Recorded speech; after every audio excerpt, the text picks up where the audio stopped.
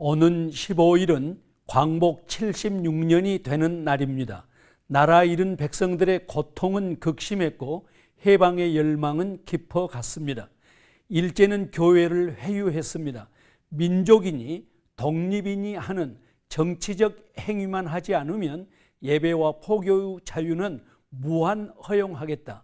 그러나 교회는 그릇된 종교관에 저항했습니다.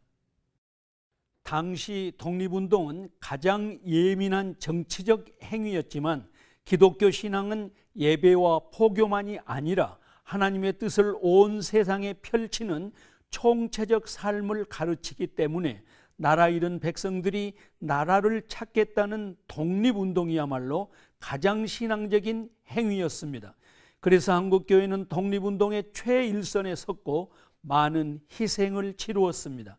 그 결과를 놓고 교회는 분열되었습니다. 교회는 독립운동과 결별해야 한다라는 주장이 대세였고 그것은 교회의 본질을 외면한 타협이라고 맞선 사람들도 적지 않았습니다. 해방 후 교회는 3.1운동을 어떻게 평가했을까요? 한국교회가 독립운동의 중심에 섰던 것은 하나님께 순종한 가장 위대한 역사로 평가되었습니다. 해방 이후 남과 북은 서로 다른 정체성을 가진 두 나라를 세웠고 민족해방이라는 명분으로 한국전쟁을 치루었지만 결과는 민족 공동체에 참담한 상처만 남겼습니다. 포성이 멈춘 지 68년이 흘렀습니다.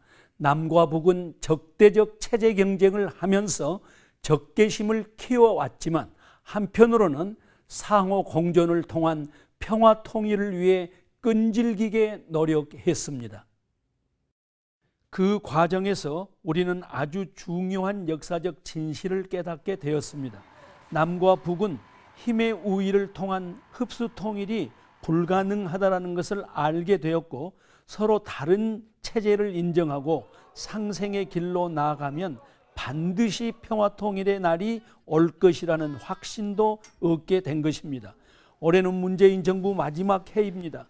더 늦기 전에 우리가 할 수 있는 것을 단행해야만 합니다. 첫째, 5.24 조치를 공식 해제하고 민간운동 활성화를 위해 북한에 물자를 보낼 때에 반출 승인 제도를 반출 후 신고제로 바꿔야 합니다.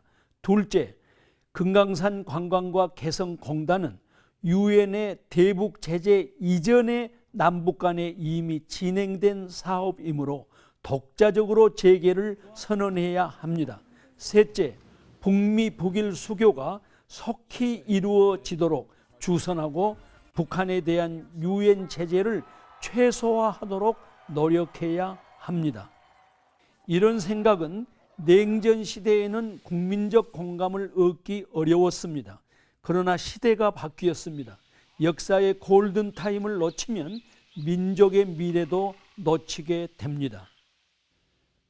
주님께서도 시대의 정신을 읽지 못한 미련함을 책망하셨습니다. 한국 교회는 3.1운동의 정신으로 남북의 평화 통일에도 선도적으로 헌신하는 것이 주님의 뜻임을 굳게 믿습니다. CBS 논평이었습니다.